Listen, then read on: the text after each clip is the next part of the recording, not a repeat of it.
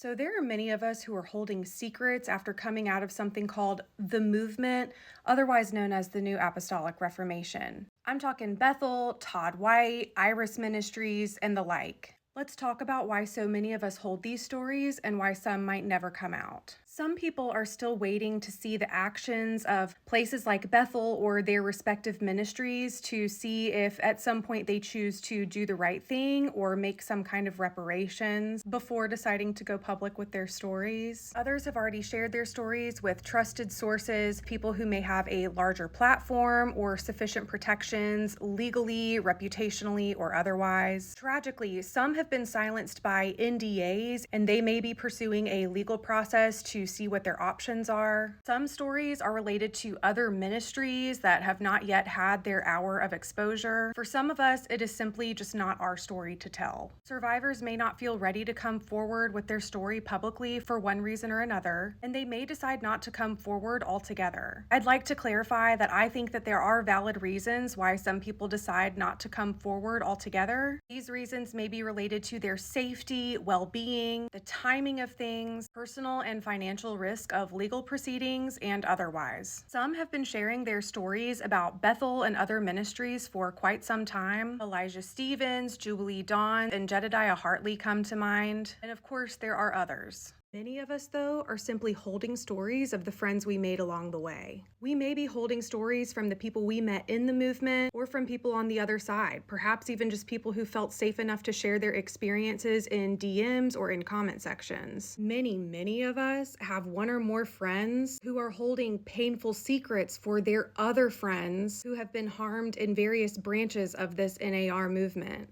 Often these secrets are buried beneath NDAs and layers of trauma. The day before Chris Valentin's encounter with God that changed his heart, in his January 18th message, he talked about how hard it is when someone comes to you in confidence and shares their secrets. He talked about the pressure of assessing whether or not these people are wolves, and if so, how and when to warn others. But there was no mention of all of the survivors who have been stripped of that decision, all while carrying the weight of the movement's deepest secrets. Secrets that, if all goes according to plan, will never see the light of day. Matthew 23:4 says, "They tie up heavy burdens, hard to bear, and lay them on people's shoulders, but they themselves are not willing to move them with their finger."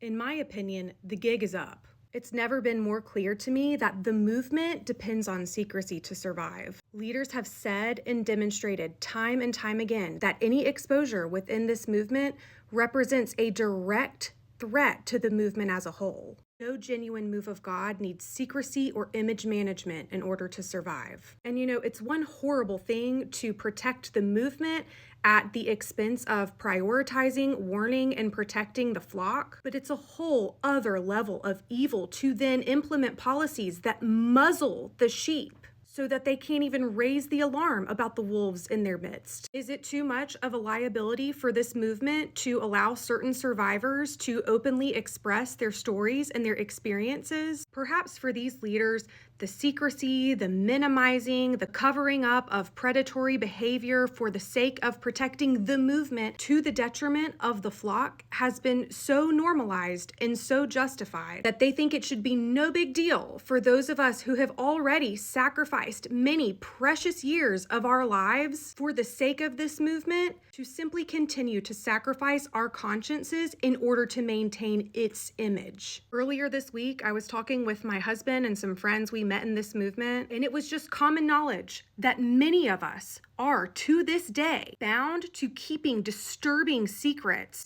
that ultimately serve to protect these key leaders in this movement. And we all wait and pray and strategize for the day of truth, justice, and exposure.